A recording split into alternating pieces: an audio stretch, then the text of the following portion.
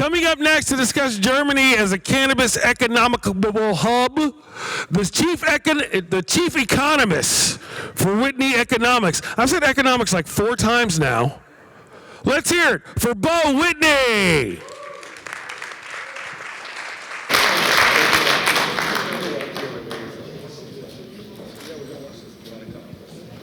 Well, thank you very much. Really appreciate the strong turnout, and it's great to be back at ICBC again. I think I first spoke here in 2017. I spoke on the second day. I was talking about why people consume cannabis, and Dr. Raphael Meshulam spoke the first day, and he was going through all of his medical research. And it was striking to me that the research that he was doing, the clinical trials and showing the effects on the human body very early on, and he's doing clinical trials and the like, it mirrored almost identical to why people were choosing to consume cannabis. There was anxiety, pain management, dietary stuff. And so it was quite an honor to be on that stage, and it's quite an honor to be back here today. So today I'm going to talk about the economics of cannabis and what the impact of the reform is in Germany. I generally go through, I gave a similar presentation yesterday at the Global Investment Forum, which I thought was an amazing event, very, very successful. But I generally go through just a high-level global, and then I'll look at the US, I'll talk about Europe, and then we'll dig into some details on the German market. Always when it started to talk about it, was like And so a little bit about me. I'm from Portland, Oregon. I've been in the cannabis industry looking at this from the economic perspective. I've been looking at cannabis for about 10 years now. Yeah, what's up? And my firm, Whitney Economics, is a global leader in cannabis and hemp. We do business consulting. We provide data to the industry, economic research. We advise individuals, businesses, governments, regulators, legislators, and the like. And so just at a high level, cannabis is really 3 industries in one. There's the adult use, the medical, and the industrial. And the industrial can be broken down into fiber and grain. Fiber used for plastics and automobile parts and grains for feed for animal and human consumption, and then the cannabinoid sector. Countries are viewing cannabis as a tool for economic development. They really see the growth potential, they see the environmental impacts, and they really like it. Cannabis in general is a $1 trillion market. And so it just needs to be realized. It needs to be supported and nurtured as it transitions away and into more environmentally friendly practices. It can help transition away from the traditional industries. Let's see. Oh, and one thing to note is that a lot of countries are waiting for the U.S. to reform. And once the U.S. reforms, then other countries will choose to reform. But my hypothesis now is that with so many things going on in Europe, in Germany and the like, that maybe European markets will take the mantle of leadership in the cannabis reform movement and displace the U.S. There's just too much dysfunction in the U.S. market right now.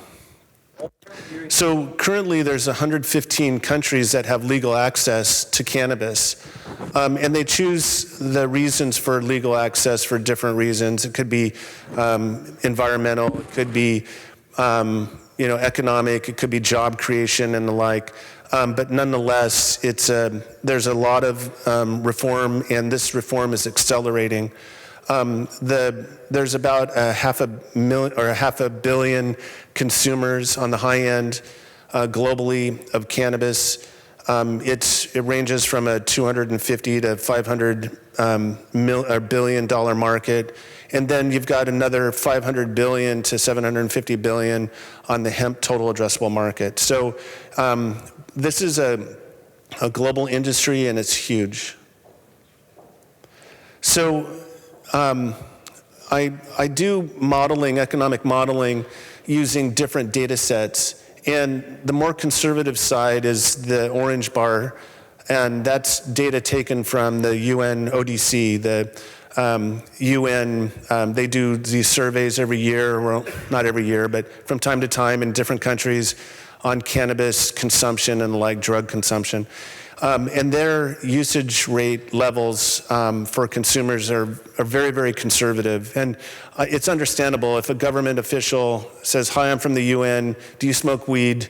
Then, if you're in a place like Singapore or something, then generally your answer is going to be no. Even if you do consume cannabis. So the UN ODC numbers are rather conservative. The green bar is some data models that I put together that I leverage the UN numbers, but then I update them a little bit from what I'm seeing in different markets, and I tap into all these different markets all over the world. And then there's the high end, which is a little bit more aggressive approach to the cannabis consumer consumption rates. But what I found when I looked at all these 115 countries is that the total addressable market, that's illegal and legal consumption put together, what I found is that in countries that have medical reform, those are the largest markets combined right now. And so there's a lot of economic opportunity if you get into these markets and then get a foothold, and then as they transition into adult use, then you're already in those markets, and so you can just expand your capacity. So this is the 237 billion is based upon the conservative side, so just think of the upside potential on some of these more aggressive forecasts. So in the US, people look at the US a lot, so I'd be remiss if I didn't mention a little bit about it. Last year, $28.8 billion in legal sales in the adult use and medical space. We're forecasting $29 billion for this year, so it's 10% year-over-year growth. Most industries would love to have 10% year-over-year growth, but in the cannabis space, because in the early days they experienced 18, 20, 30, 35% growth, 10% is kind of a disappointment. But when you look at and peel back some of the layers of the onion, 10 states, it's kind of a different story. 10 states actually saw declines in their revenue. And that's kind of surprising because you still saw growth, but the growth wasn't coming from the mature states, it was coming from all the new states. And then there's, some regulatory issues. There's test inflation. It's rather rampant. THC test inflation. Less than 20% of licensees in a recent survey that we put out and published a report on about a year ago, less than 20% of the licensees were actually profitable. And so there's economic stress in the US market right now. $3.8 billion in delinquent payments. So vendors aren't paying each other, and retail isn't paying their cultivators and the like. And so this is a major issue. We just put out a report on this as well. And there's this hyper focus by regulators on the hemp-derived cannabinoids, and they're trying to bring that under the marijuana jurisdictions. But I'm not quite sure if that's the right way to go. And then you've got a nearly $80 billion illicit market. So even though there's a lot going on in the US market, it could be regulated much better than it actually is. And there's some federal reform that's on the discussion table, from safe access to interstate commerce, legalization efforts, but it's really fragmented and it's really dysfunctional at the federal level. So I'm not anticipating very much federal reform to occur in the near term.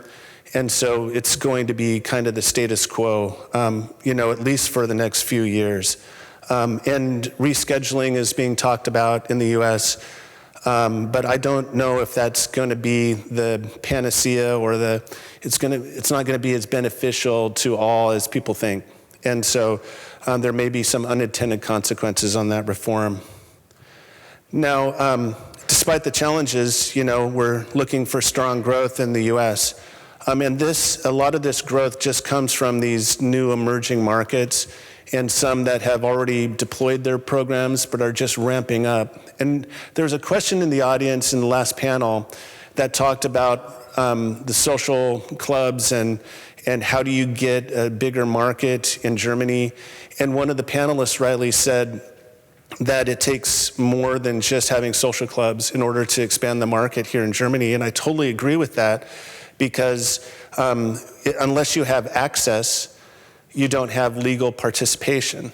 And so the more access that you can get to consumers, the more opportunities there are for legal participation. And that's a big key, and I'll go into that in a little bit. But by 2035, we're looking at $87 billion. It's a pretty decent market. And it's taking a big chunk out of the illicit market. But it's all because of access. So contrast that to the EU. In the US, they look at hemp and cannabis differently. In the EU, it's all cannabis, and I think that's refreshing, and then they just regulate it based upon the product intention. And so that's reasonable, and so people aren't tripping over themselves trying to figure out what's hemp and what's not. A lot of the countries here in Europe are defaulting to the EU rules and regulations.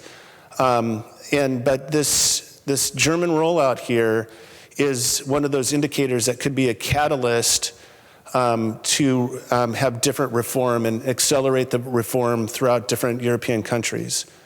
But I think that the EU could be, a sleeping giant in this regard, in terms of not only showing increases in reform movements within the EU, but throughout the world as well.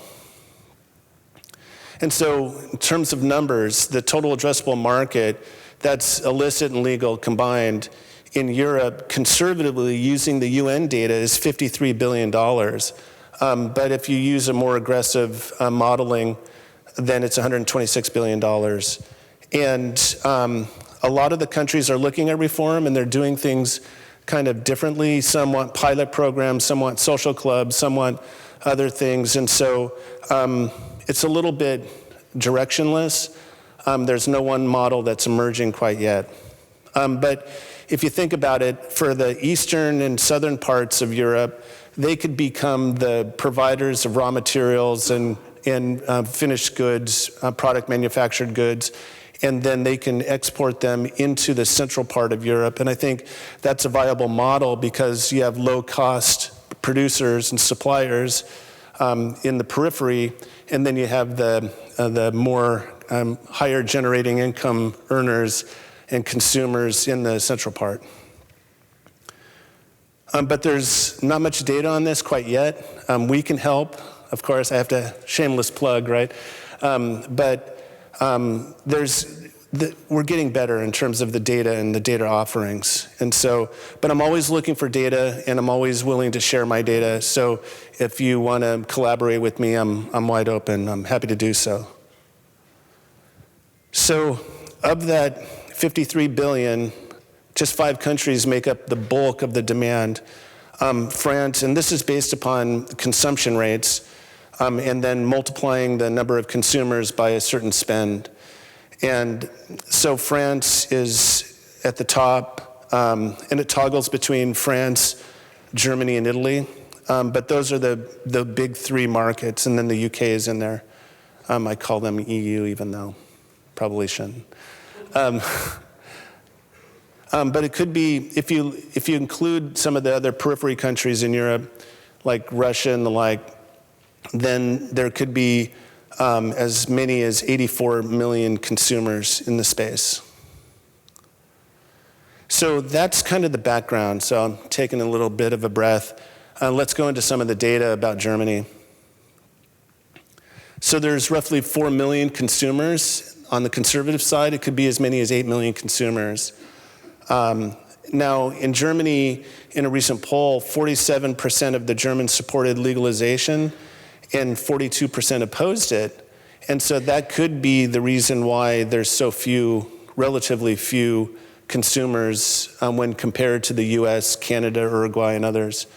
And in order to support all of the demand for cultivated or for products, regardless of the delivery mechanism, oils, flours, and the like, it would take about 948,000 kilos of cultivated output in order to support the entire market. Now, this looks at Europe in this chart, 7.8 million kilos of total demand in the market, 17 million pounds. Now, for perspective, California produces 22 million pounds every year, even though about 18 million pounds of that is exported outside of the state of California.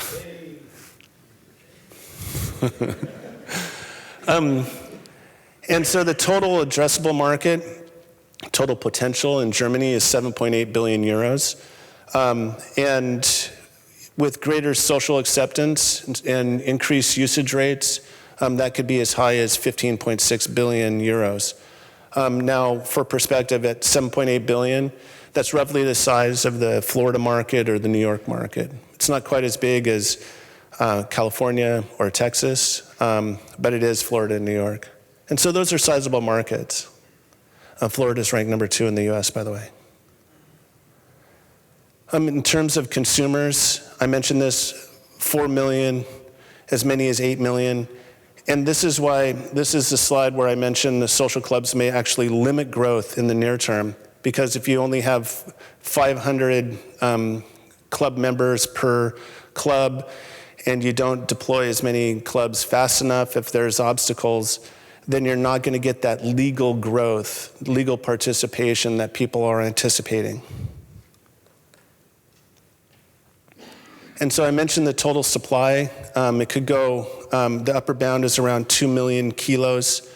But this total supply isn't needed. And so as regulations are deployed, you need to kind of baby step. You need to grow the supply as the demand dictates it. And so a lot of the common mistakes in these jurisdictions, in these countries or states, provinces, is that they tend to oversupply the market at first. They issue all this supply licenses, and then all of a sudden there's oversupply, there's not enough demand, prices go down, and cultivators are left holding the bag. They're not making any money. And so the initial supply requirements in year 1, from what I see, is between 25 and 50,000 kilos. Now, last year, I think Germany imported 30,000 kilos, and I think 13,000 went to the pharmacies. So, you know, if there's already a lot of supply and you're going to add more in these suppliers domestically, then this is really setting up for an oversupply situation. So in club openings, I thought that it'd be interesting for people to kind of understand my take on the number of clubs and how they would roll out over time. So in the first year, we're looking at 200 to 400 clubs. Now, you know, the policy is 1 club for every 6,000 residents, but not all cities are going to deploy. Not all cities are going to have clubs, and it's going to, you know, take time to ramp this up. And this is not uncommon in any new jurisdiction where there's legalization. It takes a while for the consumers to participate and join into the legal system, and it takes incentive. So the government, the regulators, the operators all need to incentivize, provide a reason for the consumers to participate legally. But as they eventually do, then there'll be more and more clubs required. Now, you know, this model has some ranges here.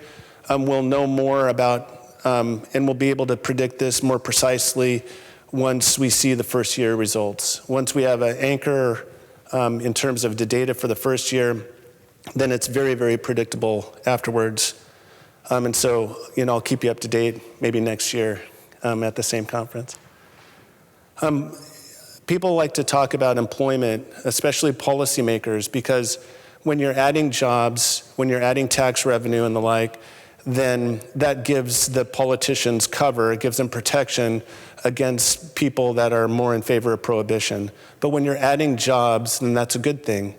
And so the total potential market is worth roughly 367,000 workers. But you're only going to need 4,000 to 8,000 full-time equivalent workers in the legal market. Now, the way it's set up in Germany is you have all of these part-time workers in these clubs, and so you're only allowed to have a certain number of hours or pay them a certain wage per month.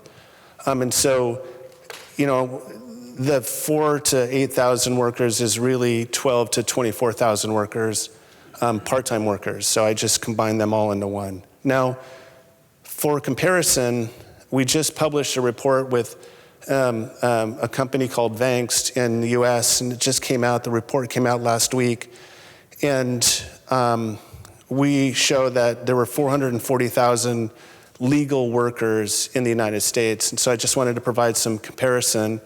The total market for employment in the United States is about 1.5 to 1.6 million workers. So when you think about this, 360,000 workers, that's a lot of employment. There's a lot of economic impact that cannabis has in these countries, in these communities. And this is why it's accelerating the reform throughout the globe. And so in terms of opportunities, there's some immediate opportunities and then some long-term opportunities. In the immediate term, cultivation, software to track all this stuff, CRMs, customer resource management software, because you want to track your club members and medical research. This is one of the significant benefits to the deployment of legal cannabis in Germany. And medical research is desperately needed, more and more of it. And then there's other ancillary businesses. So if you walk out in the exhibit hall, you've got all these ancillary businesses from grow lights to, cooler dehumidifiers, easy for me to say. And you've got all these ancillary businesses. And so there's going to be a surge in demand for these ancillary services. So if you get in early, you can really set yourself up for success in the future. But there are risks, right? It's not just you enter into a market and all of a sudden you're printing money. There's risk of oversupply. There's risks and delays in deployment. It may be tough to find a location because of, certain jurisdiction restrictions like permitting and codes and compliance and all this other stuff. So it may be difficult. And then there may be other barriers to entry that, that go beyond the rules and regulations, access to capital and other things. So it's important to understand not only the opportunities, but the risks when you enter into this space. And so in terms of predictions, I've just got a couple more slides and I'll take some questions if I have time. Expect an acceleration of reform as a result of Germany. And there's bound to be a response from the EU and the UN because does it violate certain parts of the international treaties? Does it not? How does the one country, if it's legal in one country, it's legal in all in the EU policy? How does that affect now that Germany has entered into this space? It's very compelling. And then look for certain restrictions or barriers to get into these markets, like requirement for certified seeds or GMP and GAP, EU GMP certifications. Those are good things because they enable the companies to track and trace. They do more discipline in their operations. And so, and this also is something that North and South American and African suppliers should be aware of, is that that's a barrier to entry to get into the European space too. So there's a trend towards GMP and GAP certifications in South America, less so in the US, but definitely in Canada. So this will differentiate who can participate and who cannot. So it's really important to be aware of that and prepare for it in the future because it takes a little bit of time in order to get those certifications. And then, I'm also mentioning, in addition to pharma being more of a pharma play and a medical play here in Europe, but hemp will also become a major market in the EU. They already are, and they have the possibility of expanding if they have enough land and cultivation in order to support. And so recommendations, communicate, talk to one another, go to conferences like this. It's really critical to do that networking. And then get established in Germany or in Europe, but in Germany initially, so that as the market opens up, you already have a presence here. So if you're a US supplier, manufacturer, it's important to partner up with folks in this market and know your cost structure.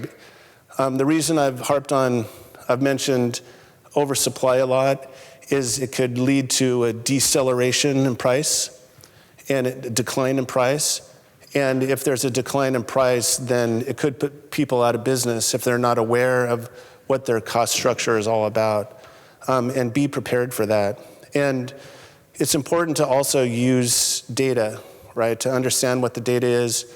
Talk to me, talk to anybody that has data, and make sure that you use data-driven decision-making, because cannabis can be very emotional at times.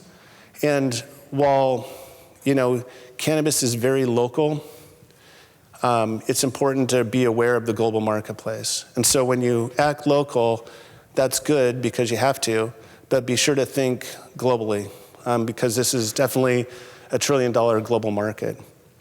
And so that's what I've got so far. Thanks for your attention.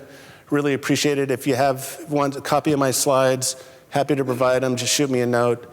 And so we're ready for some... We're ready for some questions. Let's hear it for Beau Whitney. We have 3 minutes. 3 minutes. So that's like 1 or 2 questions, but apparently you have educated them fully, and they are all experts. Okay, Derek, here we go. Just the one question about the hemp, where you say that you think it would be a big market in the EU as well. My impression is that in the States, it's not going that well with the hemp industry. So could you expand a bit on that in 2.5 minutes? Oh, hey, if you can bring up my slides just for a second. I've got some in backup that I can show and demonstrate the market for hemp. So, oh, thank you. Okay. So in the backup of my slides, I talk a little bit about the modern uses of hemp, but then I also looked at these various industries. So with the hemp, you can make construction material, automobile parts, textiles. You can make EV batteries for cars. You can make cutlery, like my sister company, Everyday Hemp Company, does. You can feed this to animals and the like. And so even with just a small percentage of market share capture by hemp, it's a $500 billion market. And so you've got these traditional industries, and then you've got these industries that you can support and transition over to a more environmentally and sustainable product. And so this is what I'm talking about when I say that there's a major opportunity in Europe. This is already in existence. It's just, it needs nurturing and growth. And so in countries where they have favorable hemp laws, you can look at what industries that they currently have in their country, like automotive, for example, and then you can start building products to substitute for existing traditional industries. Now, 20% of BMWs are made with hemp parts. And so already that's on their website. And so they already have this sustainable mandate in the EU. So this just, like I said, needs to be expanded. Now, when you compare it to the cannabis market, total addressable market, 237 billion, you've got 500 billion for hemp conservatively. That's why I say that there's these great opportunities. It just needs to, if you have a good product, you have a vision and you follow through with it, there's tremendous upside potential as well in this space. Fantastic. Thank you. We're up here. Right? Way to ask a good question and get a bonus slide. Way to go, Derek. One more question up here. Kind of piggybacking off of his comment of how the U.S. hemp market's not doing so well, you stated that it probably would not be best for regulators to bring hemp under the cannabis umbrella. However, wouldn't that create an unnecessary competition between the hemp and cannabis industry, such in U.S., Florida's ban on hemp-derived products? In your opinion, what would be a better route? Yeah, that's a great question. What is going on in the United States is that regulators are not sure what to do with hemp versus adult use and medical.